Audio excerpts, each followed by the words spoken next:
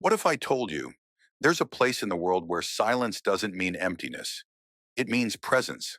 A place where even the shadows seem to bow and the wind speaks with ancient wisdom. Where you wake not to the sound of alarms, but to the whisper of the rising sun. Welcome to Japan. But not the Japan of glossy brochures or Instagram temples. Not the neon streets of Tokyo. Not the sushi boats and anime dreams. This is the Japan you don't see, but feel. This is the Japan of pauses, of spaces between footsteps, of the breath held in a tea ceremony, of falling leaves that seem to carry a memory. And whether you're watching from a rainy city lane or a countryside path, trust me, Japan finds you. Here, the sun doesn't rise, it emerges, quietly, politely, as if asking permission to enter the sky. Each morning in Japan feels like a ceremony, a ritual wrapped in mist, an invitation to observe, not just look. The light touches miso like a blessing. Even the cats stretch like monks. And you, yes, you, the traveler, you're not here to take photos. You're here to remember how to feel. In Japan, time moves differently. It does not race, it does not chase, it simply flows. You'll find it in a temple bell that echoes for 7 seconds, in a train that arrives exactly on time, in the old man trimming a bonsai tree with fingers that have seen war and peace, in a child folding an origami crane without a word. Here, precision is not pressure, it's poetry. There's a concept here. Jan. It means space, but not emptiness. It's the silence between two notes that makes the music. You find Ma in the pause between two friends on a bench, in the gap between chopsticks picking tofu, in the stillness before a shrine gate, in the way a lantern flickers on a quiet path at night. Even your breath learns to slow down here. Your thoughts, they stop fighting, they begin. They won't speak unless they mean it, and they won't mean it unless it matters. A bow is not a gesture. It's an expression of history, hierarchy, humility. A shopkeeper's irashaimasa isn't just a welcome. It's an ancient song of hospitality echoing through neon and wood. You don't need to understand Japanese. You need to understand respect. Because in Japan, every object has a soul, every act has intention, and every moment is sacred. They say nature speaks louder here, and it does. The sound of a bamboo forest creaking in the wind, a crow calling over an empty schoolyard, the ocean lapping against black volcanic stones. Even the earthquakes, they don't shake you. They remind you that this land is alive, that nothing is permanent, that every sunrise is a gift. A red maple leaf drifting in Kyoto isn't just a leaf. It's a story. A farewell isn't just tea. It's a philosophy in liquid form. Bitterness first, sweetness after. Just like life. And a small shrine at the edge of a rice field, it's not forgotten, it's remembering. Here's a secret. Japan is not in its skyscrapers. It's not in its speed. It's in its details. In the hand-folded napkin at a roadside soba shop, in the cracked tile that no one replaced, because it shows age, not damage. In the silence of a train where no one talks. Not because they're cold, but because they're respecting your space. Yes, silence here is louder than speech. And for the first time in years, you start hearing your own thoughts. Not the anxious ones, the honest ones. In the West, we worship speed. In Japan, slowness is an art form. Slowness teaches you to notice. The way a curtain sways with the wind. The way a child's laugh echoes in a park. The way old friends sit without speaking for hours sipping sake. Slowness teaches you to remember. You were meant to experience it, but don't mistake serenity for simplicity. Japan is not perfect. It hides its pain behind cherry blossoms. It masks loneliness with polite smiles. It wraps sorrow in tradition and folds it into bento boxes. But maybe that's the most beautiful thing of all, because this land knows. Beauty doesn't mean joy, it means truth. And truth is always bittersweet. As the sun sets over this island nation, you realize something. You didn't just travel to Japan, you traveled to another dimension of reality, a place where time kneels, where history breathes, where stillness is an answer, where even the vending machines bow in silence. You came looking for adventure, but what you found was yourself. So, if you ever feel lost in life, come here, not to find answers, but to ask better questions. Listen to the whispers of the rising sun in Japan that change you. It's the things you feel when no one else is watching. You see them every morning, black suits, white shirts, tired eyes, marching in silence through Tokyo Station, eyes down, steps in sync. No words spoken. To most, they're just workers, salarymen, nameless gears in a machine. But look again. These are the modern samurai, not of swords, but of structure, not of battles, but of burdens. And their silence isn't weakness, it's strength, carved through centuries. Centuries ago, in a world of lords and castles, Japan was protected not by walls, but by men who lived by a code, Bushido, the way of the warrior. It wasn't about how fast you could draw a blade. It was about honor, discipline, loyalty, restraint. A samurai wasn't measured by power. He was measured by presence. The same code is still alive. You just have to know where to look. What is a project deadline if not a modern battlefield? In the gleaming towers of Shinjuku and Marunouchi, today's samurai don't wear armor. They wear exhaustion like a second skin. Their swords, keyboards, pens, composure under pressure. But the code remains. Never show fatigue, never complain. Always endure. To the outsider, it may look robotic, soulless, a machine of obedience. But to understand Japan is to understand this. Obedience isn't about control, it's about harmony. In a world that glorifies self-expression, Japan teaches the power of self-containment. Because restraint is its own kind of rebellion.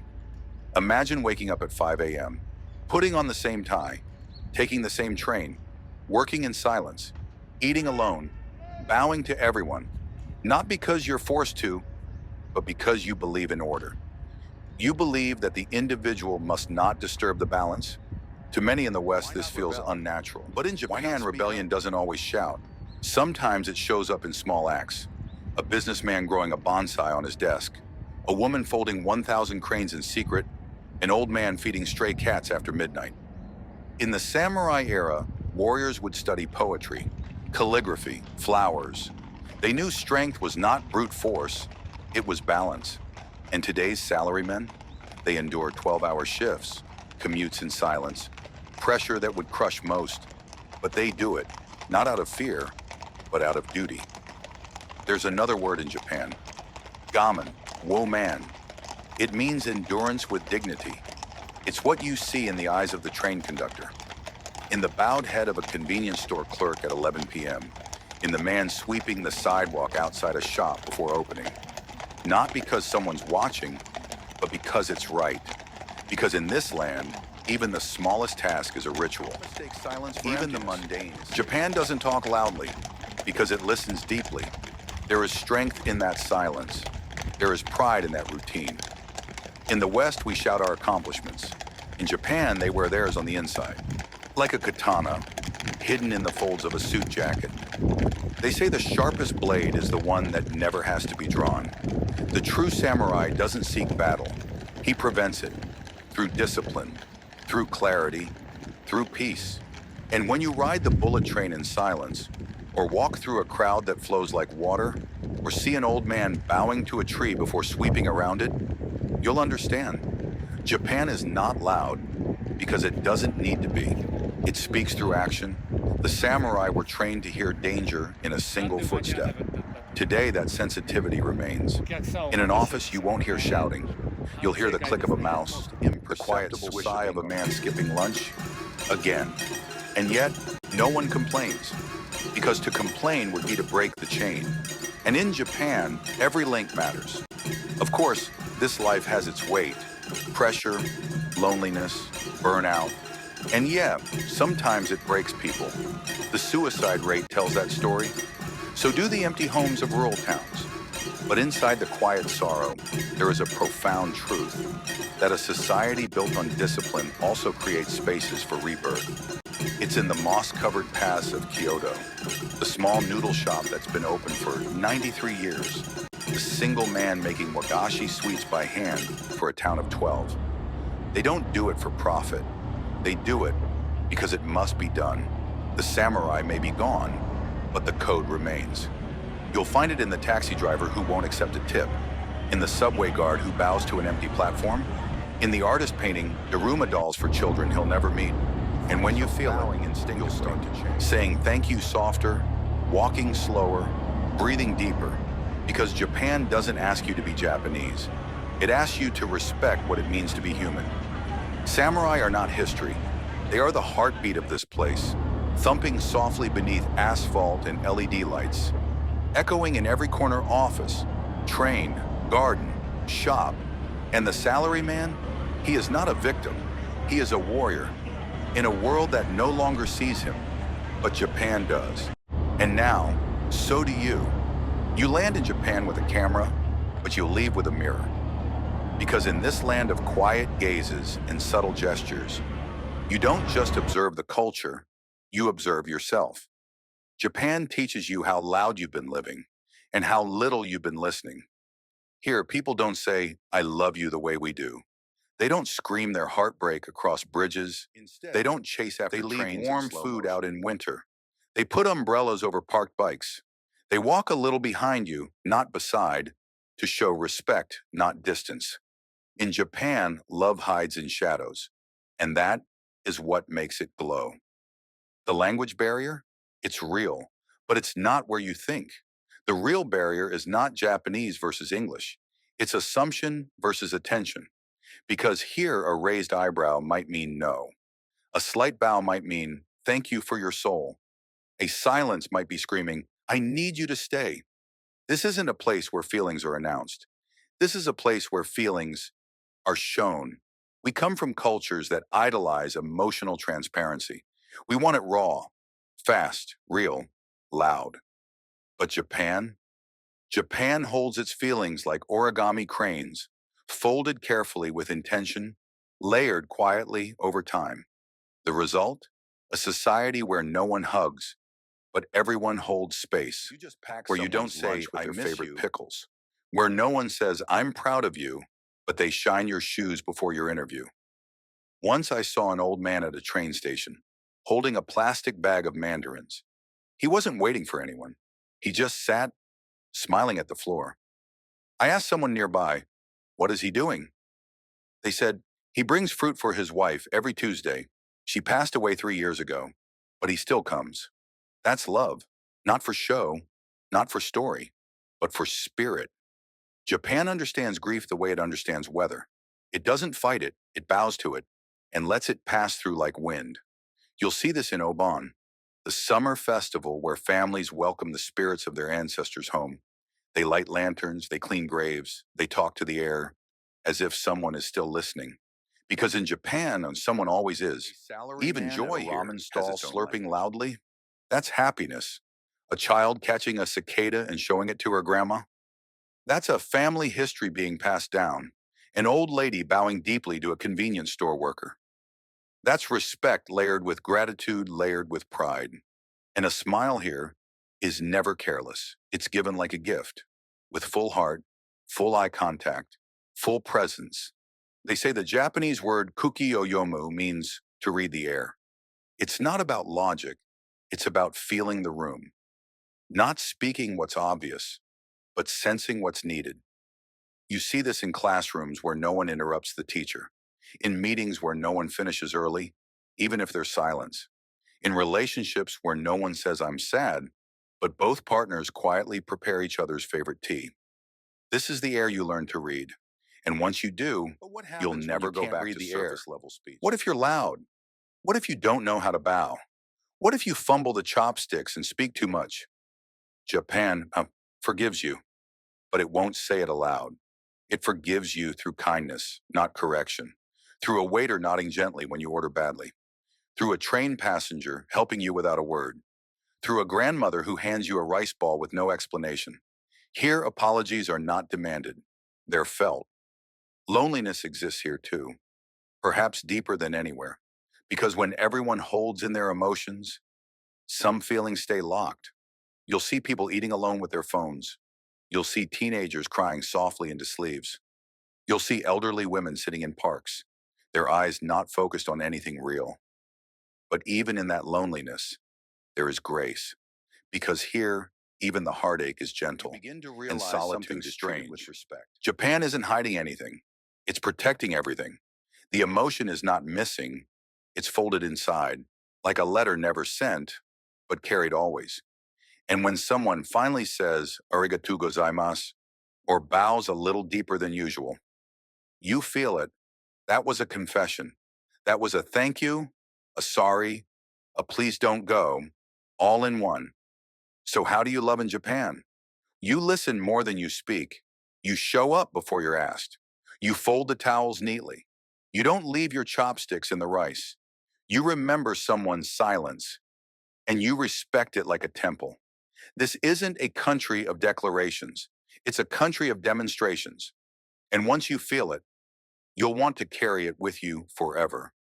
So next time you see a woman adjusting her husband's tie silently, or a child holding a grandparent's pinky instead of their hand, or a stranger leaving a coin on a shrine, remember, you're inside a metro tunnel that smells like steel and vending machine coffee. In the next, you're walking beside a river so clear, you see your own breath float in it. How is this possible? How can one country hold so much noise and so much peace? The answer is, it doesn't choose. It balances. It honors both gods, the one in the shrine and the one in the circuit board. You'll see it clearly if you take the train from Shibuya to Mount Takao. One moment you're surrounded by pop music and touchscreen ticket machines. The next, the city disappears like a forgotten dream, and the mountain rises. There's no dramatic shift, no sharp transition, just a quiet slide from rush to reverence, as if the country itself is inhaling and exhaling. Mountains in Japan are not just landforms. They are living gods. They watch you, breathe with you, judge you gently. Climbers bow at the trailhead. Hikers whisper as they walk. Even the birds seem to know. This is not just nature, this is presence. And yet, at the summit, a vending machine, selling Pocari Sweat and hot corn soup. This is not irony, it's Japan. Because here, technology doesn't replace the sacred, it serves it. A monk might chant sutras with a smartphone timer beside him. A sacred tree might have Wi-Fi nearby. A 1,200-year-old temple might have a Twitter account. This isn't contradiction, this is continuity. In Japan, the past and future coexist, not like enemies, like roommates, like grandparents and grandchildren sharing the same home. There's a word for this harmony, ma. It means space between things, the pause between notes, the silence between thoughts, the stillness between city and forest. In the ma, everything makes sense. You don't need to understand Japanese to feel it. You just need to stand beneath a Kyoto lantern in the rain, or sit quietly inside a train speeding at 300 kilometers an hour through fog, or hear cicadas cry beside an apartment complex. In the ma, you finally breathe.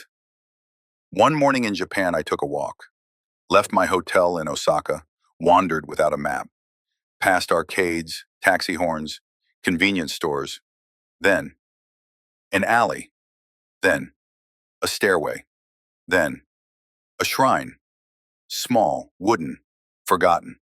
And in that shrine, a stone fox covered in moss, its eyes locked onto mine. No tourists, no signs, just me and the silence. That moment, it was stronger than any skyscraper. Cities here aren't just structures, they're ecosystems. Trains arrive exactly on time. People flow like water, never colliding. There's no chaos, only choreography. And yet, around the corner from that rush, a grandmother trimming bonsai, a child chasing bubbles, a man hand-drawing signs for his noodle shop. Big and small, steel and steam, LED and lantern to protect the souls of children. You pause, because even here, in this city of millions, someone made room for grief. This is Japan's secret. It doesn't erase the old to build the new. It layers them. A bamboo forest under power lines. A paper lantern outside a karaoke bar. A monk walking past a manga shop. Nothing is lost. Everything is folded. Even sadness. Even silence. You may think Japan is hard to read, but really, it's just asking you to look differently. To see the mountain inside the machine, the spirit behind the screen, the ritual inside the rush. To feel how the rustling of trees matches the whisper of a metro tunnel. To understand that contradiction isn't confusion, it's coexistence. Once in a village in Nagano, I saw a boy watching a drone fly. Behind him, an 800-year-old temple. And I thought, he is not divided. He is both. The drone and the temple. And maybe so are we. Maybe we're not meant to choose between speed and stillness. Maybe we're just meant to listen to both, to find the rhythm between chaos and calm. When you leave Japan, you will miss things you can't describe. The way trains hum like lullabies, the way trees seem older than language, the way street corners hold ghosts. You'll remember how a city can feel like a temple, and how a temple can echo with laughter. And in your own city, years later, you'll hear a breeze that sounds familiar. You'll pause, you'll smile, and you'll whisper, I remember the Ma. Between mountains and metro lines, between neon signs and monk chants, between speed and soul, there is a space. And in that space, Japan waits for you. In Japan, nothing is small. Nothing is just anything. Not a cup of tea, not a pencil, not a folded cloth, not a step on a train platform. Every movement here carries meaning. Every object holds a spirit. Every detail is alive. There's a Japanese word, kodawari. It means devotion to detail. Not perfectionism, not obsession, but care. The kind of care you can't fake, the kind that wraps a rice ball in cloth, even if no one will see it. The kind that draws a chalk arrow every morning, pointing school kids to safety. The kind that sweeps a street clean at 5 a.m. just because it should be clean. In Japan, the smallest act is a prayer. You feel it when a waiter places your chopsticks just right. You feel it when a stranger refills your water without asking. You feel it when a grandmother bows to the vegetables before she begins cooking. It's not ritual. It's not religion.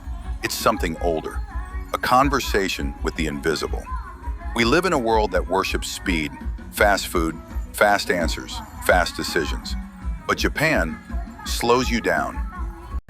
Not with force, but with beauty. The way tea is poured like a lullaby. The way laundry is folded with both hands. Slippers are placed at the door, always straight, always welcoming, as if the house itself is saying, come in, be at peace. You see it in furoshiki, the art of wrapping gifts in cloth, not for show, but to protect what's inside. Because in Japan, how you give is just as sacred as what you give. Train conductors bow before entering the car, not because it's policy, but because it's presence. A chef sharpens their knife, not out of fear, but respect.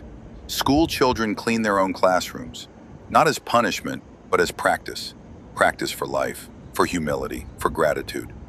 A rice ball, a stamp, a broom, a garden, a thank you.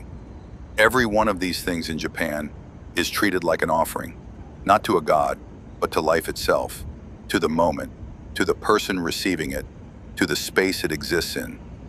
Once, I watched a man arrange cabbages at a market stall, each one gently turned as if they had faces. He wasn't being paid extra, no one was filming, but his hands were poetry. I asked him why. He said, because the cabbages deserve to be seen. In Japan, everything deserves to be seen, even the dust on a stairway, even the sound of your shoes in a hallway, even the breath between words. There is no such thing as background here. Even shadows have honor. It's why wabi-sabi exists, the appreciation of imperfection. A cracked bowl, a faded sign, a crooked tree. These things aren't broken, they are beloved. Because Japan doesn't chase beauty, it notices it. It listens to what the world is already saying. When you walk the streets of Kyoto, you'll hear footsteps louder than conversation. You'll see handwritten signs with brushstrokes made from muscle memory and mood. You'll taste ramen that took 16 hours to prepare but only 4 minutes to eat. And somehow, you'll feel full, not just in your stomach, in your soul. Even food here isn't just nourishment, it's story. The way ingredients are cut reveals emotion. The way dishes are placed speaks to lineage. A bowl of miso, a slice of pickled radish, a pot of rice steaming beside the table. Not expensive, not showy, but complete. Like a lullaby passed down through generations. You learn here that cleanliness is not sterility, it is care, not to impress, but to honor. Shoes off at the door is not a rule. It's a reminder. This space is sacred, so step kindly. In the West, we're taught big moments matter. Celebrate only the milestones. On the folk, but Japan says every moment matters. The way you hand someone a receipt, the way you end a phone call, the way you pause before speaking. That's where the truth lives. Not in headlines, but in habits. Because what if life is not about doing more, but doing with more meaning? What if joy is in the folding of the shirt, not the shopping for it?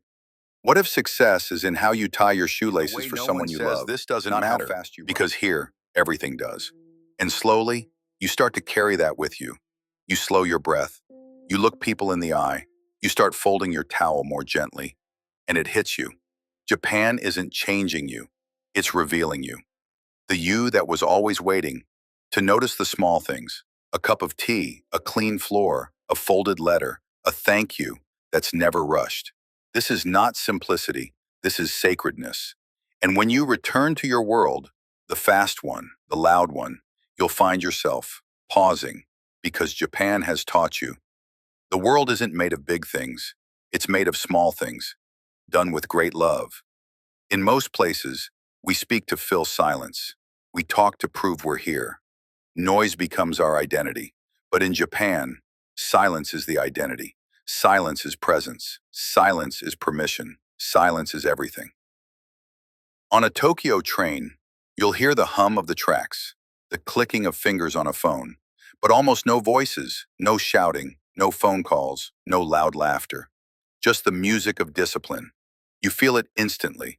You are entering a space not meant to be conquered, but respected.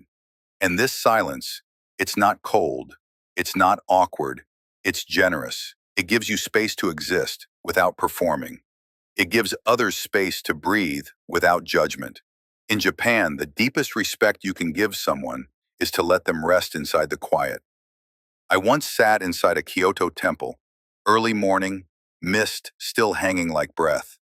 A monk walked past me, barefoot on wooden floors. He said nothing, just bowed slightly, then disappeared into the fog. That single bow echoed louder in my chest than any speech ever has. Japan teaches you that silence is not absence. It is fullness. It is the sound of meaning before it becomes words. It's the space between drum beats, the pause before a prayer, the breath you take before telling someone you love them. There's a word, shin. It means heart, mind, spirit, all at once. And you realize, in Japan, people don't always speak their hearts. They show them. In gestures, in timing, in silence. A bent head, a still hand, an extra second of eye contact. Here, emotions don't need translation. They live in the silence. I saw a woman once, kneeling in front of a Jizo statue. She didn't cry. She didn't speak. She just sat there, still, listening to something only her heart could hear. That's the kind of grief Japan understands, the kind you don't have to explain. Even the architecture speaks in silence. Tatami mats that hush your footsteps. Shoji screens that let light in, but hold sound out. Temples designed not to impress your eyes, but to quiet your mind. And when the wind moves through bamboo, it's not just breeze, it's language. And then, there's the silence of love. In the West, we say, I love you, often because in silence, nothing is hidden. There's no need to narrate the moment when a cherry blossom falls into your cup. No need to comment when a child bows to a passing elder. No need to explain why you're still watching the mountain even after the sun is gone. Because here, silence understands. You feel it strongest at dusk, when the city lights come on and voices fade, and vending machines hum like lullabies. It's not loneliness, it's belonging without needing to perform. It's knowing you're part of something too deep for words, like a secret that even the trees protect. Even in restaurants, silence isn't strange. You can sit for an hour, eating in silence beside strangers. No forced chatter, no awkward small talk, just the sound of soup, chopsticks, breathing, and that is enough. Japan has taught me that the loudest things in life are often the least true, and the quietest, the most eternal.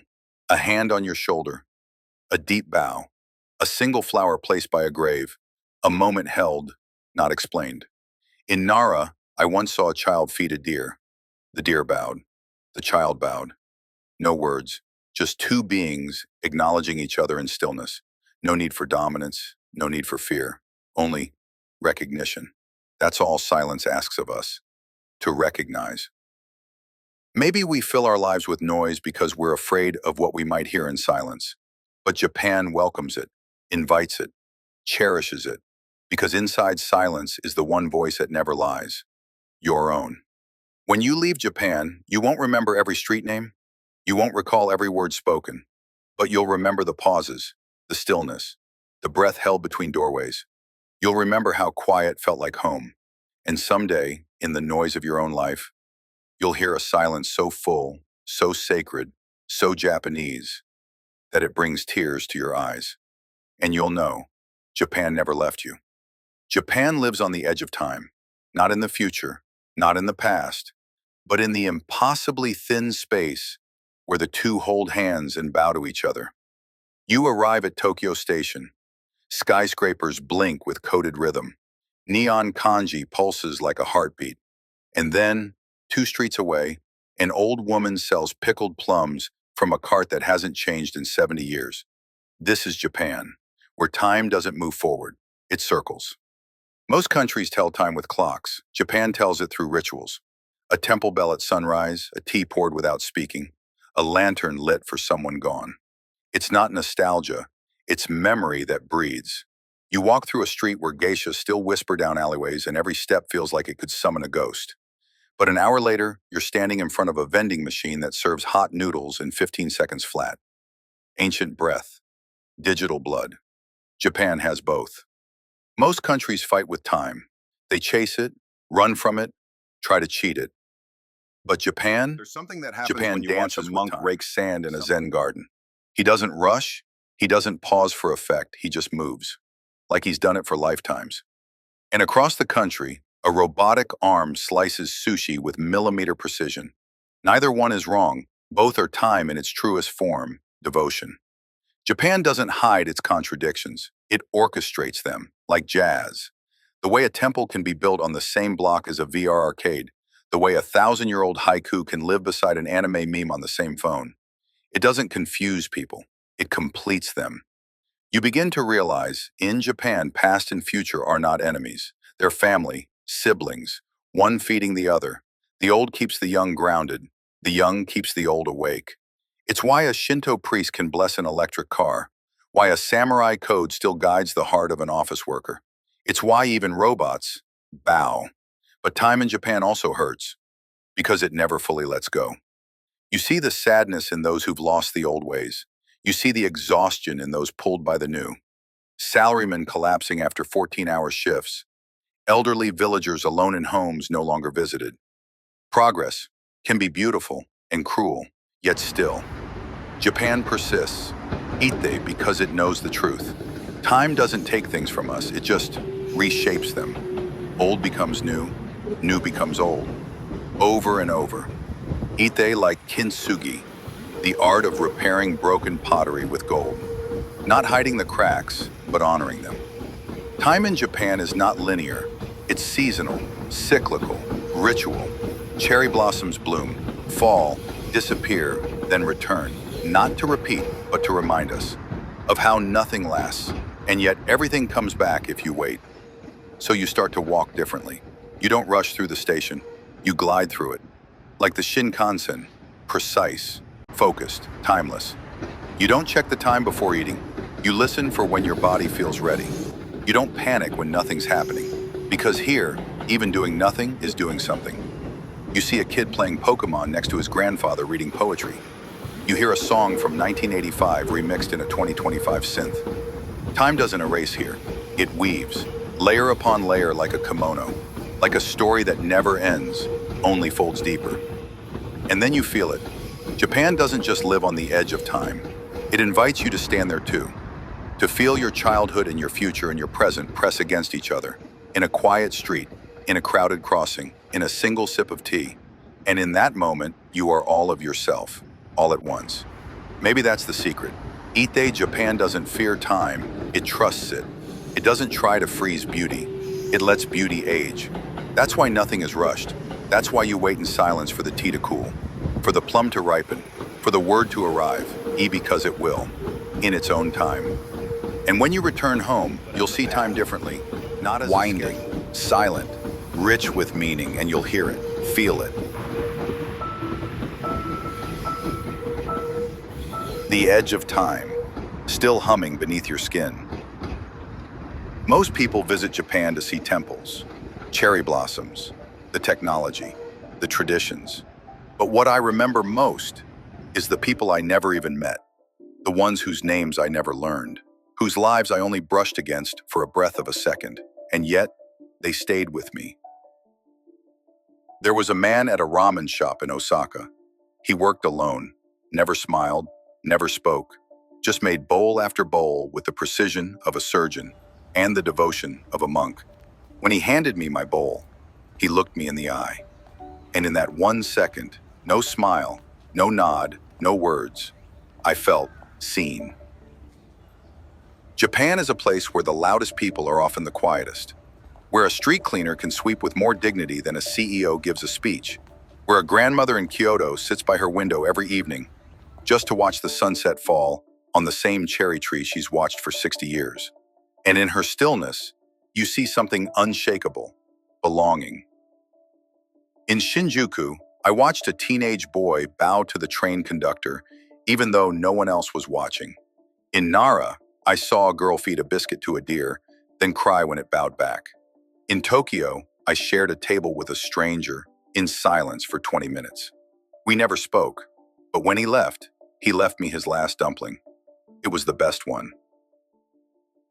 You begin to understand the magic of Japan isn't just in the places, it's in the people who carry the place. The man who adjusts every umbrella outside a shop so they all face the same way. The woman who wraps your gifts so beautifully you hesitate to open it. The taxi driver who refuses your tip but bows so deeply it humbles you. They're everywhere. People who never try to be noticed, but change you forever. Because Japan isn't built on performance. It's built on attention, to detail, to courtesy, to each other. Even a passing stranger deserves your best self, and sometimes it breaks your heart. The old man sleeping on the last train with his briefcase in his lap, the exhausted nurse buying onigiri from a convenience store at 2 a.m., the lonely woman who talks to the cats in her alley as if they're her family. You don't know their stories, but you feel them. In a country so full of quiet, the people shout with their presence. You learn to look differently, to notice the sigh of someone who just missed their train, to feel the weight in the eyes of someone smiling anyway. You start to read faces like ancient scrolls, noticing how much can be said without a single word. In Sapporo, an old woman gave me a paper crane because she saw I looked tired. In Hiroshima, a boy gave me his seat and bowed like I was royalty. In Kyoto, a little girl handed me a dandelion with a half step back. Thank you is in the bow, and I'm sorry is in the silence that follows. And when someone does speak, their words feel like gifts, because they mean them, because silence has value. So when they choose to break it, they're offering you something rare. I once asked a girl why people in Japan bow so often. She smiled and said, because we don't know how else to show we care without using your time. Time, that's what they give. Over and over. Some of these people you'll never see again. You'll forget their faces, but you'll carry the feeling, the sense of safety, of respect, of softness. Even in the busiest cities, even in the loneliest moments. You're never truly alone when you're in the presence of people who see the world with care. And one day, you'll be back home, on your train, in your rush, and you'll catch yourself bowing slightly to someone you pass, saying, thank you a little slower, wrapping something with more patience than you need to. And you'll remember them. The quiet faces, the steady hands, the deep bows, the human softness of Japan. We came to see the beauty, the culture, the history, but what changed us were the people. The faces in the crowd we never got to thank. Most people show you Japan in the daylight, but let me show you something else. Something quieter, darker, more honest. Let me show you. Japan after midnight. The temples are closed, the school bells are silent, the bullet trains have gone home. But Japan is still awake. You just have to know where to look. In Tokyo, the city doesn't sleep. It rests with one eye open. Neon reflections spill across the wet pavement. A single man walks under them, his shadow trailing like a secret. The air smells like smoke, rain, and sweet soy. This is not the Japan from postcards. This is the Japan you feel in your chest. At night, everything changes. The rules loosen, the city breathes. You see lovers in alleys, not kissing, just holding silence together. You see teenagers singing their heartbreak into karaoke microphones like no one will ever listen. You see salarymen asleep in the same suits they wore at 8 a.m., too tired to go home, too human to explain why. And then there are the machines. Vending machines that glow like tiny oracles in the dark, offering drinks, noodles, batteries, toys, ties, as if to say, I see you, I've got you. You're not alone tonight. Only in Japan can a vending machine feel like a friend. The night in Japan doesn't ask anything of you. It doesn't want you to be productive or polite or prepared. It just asks you to be, to wander, to disappear for a little while into its neon bloodstream. You walk the alleys, turn corners you shouldn't, and find things you never expected. A jazz bar in a basement, a man painting miniatures in silence, a bakery still baking. Time slows, reality stretches softly. No one interrupts. This is not a place for fixing. It's a place for feeling. Midnight in Japan is therapy in the form of warm food and shared silence. And then suddenly, joy. A group of friends spills out of a karaoke room, laughing like kids. One of them drops his phone. They all stop like it's a crime scene. He picks it up, they cheer, they vanish. Moments like that live only at 2 a.m. When no one is performing, when masks come off, and people just are. You duck into a konbini, a 24-hour convenience store, and it is immaculate. Bright, organized, quietly heroic. A woman buys rice balls and a manga. A man in a suit buys toothpaste and beer and sadness. The cashier bows, smiles, says nothing more than needed. At night, everything unnecessary disappears. Only what matters remains. There's a kind of loneliness that only the night can hold, and Japan carries it so beautifully. Not to hide it, not to erase it, but to let it exist without shame. You see it in the girl smoking alone behind the ramen shop. You see it in the soft glow of a lantern still lit for someone who's gone. You see it in yourself. Midnight in Japan is not about nightlife. It's about life when everything else is quieted. You realize how many people are simply surviving, alone, working late, going home to no one. But somehow there's still beauty in it, because even sadness here has form. Even emptiness is given a place. We think of darkness as something to fear, to fill, to escape. But Japan teaches you to sit in it, to honor it. Not everything has to be bright. Some things are meant to be soft, dim, fleeting, like the reflection of a red lantern in a puddle that dries by morning. You begin to walk without destination. Just follow the lights, the echoes, the absence. You hear your own footsteps and realize they sound like belonging. Even if no one knows your name, even if you never speak, you are still part of the rhythm. Because here, even the strangers feel like a chorus. By 3 a.m., the city becomes something holy. Lights blink slower, the wind changes. You start to see the first baker begin his day, while the last wanderer ends theirs. You're caught between days, between lives, between versions of yourself. And Japan, it holds you there, gently, without asking you to be anything but present. And then light returns. The city begins to stretch, yawns, opens its eyes. That you feel the magic slipping, but it's okay, because now you carry it. Japan after midnight is not just a time, it's a feeling, a state, a doorway you step through and will never fully leave.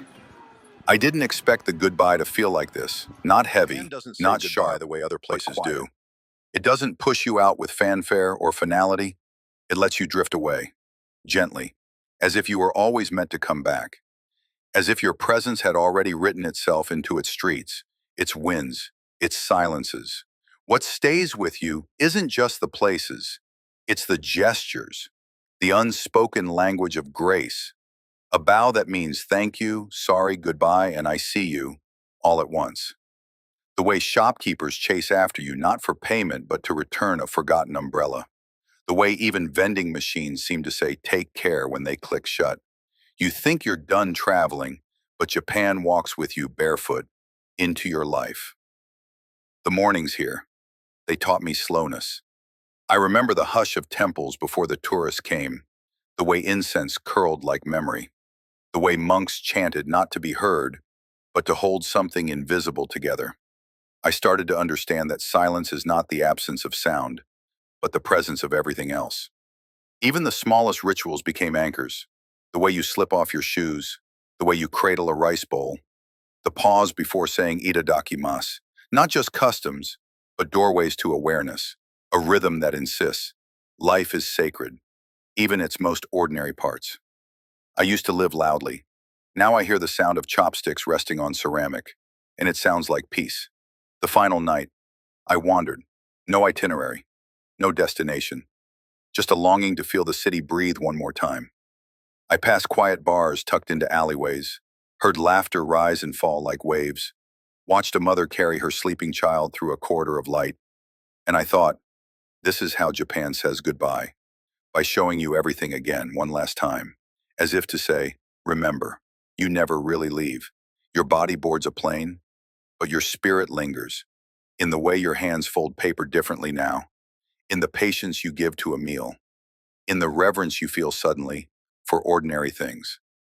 Back home, you wake up too early, your clock still ticking to a different heartbeat. You reach for slippers you don't have. You almost bow to the barista. You say arigato under your breath, and you realize Japan isn't a place you visit, it's a place that visits you. Again and again, in quiet moments, in soft gestures, in the hush between your thoughts. This goodbye isn't an end, it's a seed, something planted in the soil of who you are, a beginning you carry, waiting to blossom in 1,000 unseen ways. So I won't say sayonara, just matane, see you again. Because with Japan, the goodbye that stays is just the beginning of a return.